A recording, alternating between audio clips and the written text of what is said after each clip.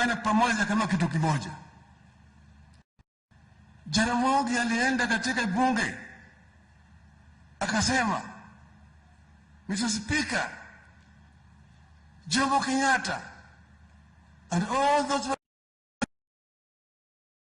and are the true leaders of our country, and their continued detention by the colonial government offends the consciousness of our people. Wakati huo wengine wa Afrika ambao walikuwa wabunge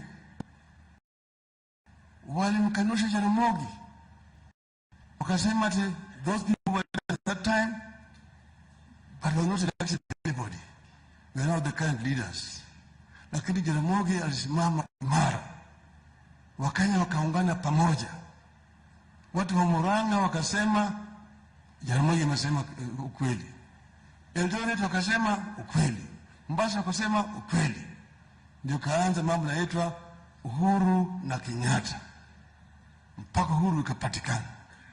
Uhuru wa Kenya ilikuja kwa sababu ya umoja wa Kenya, and we want Kenya to continue to remain united. And Kenyans will be united, we must also speak truth to power. Mwambia truth to power. Pana tiswa, pana ogopa. Unaogopa nini? Lakini unaogopa.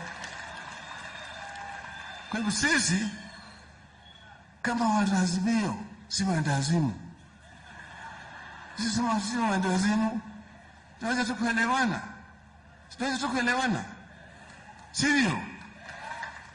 Huyo bwana Senator ananiambia mimi ati yeye anakuwa maneno sawa. Si nani alituma yangu ile sawa.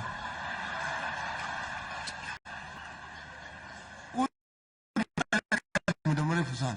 Yeye ananijua mimi. Kwa hiyo sisi ile akipiga kelele huko mimi naangalia tu. Najua atapoa.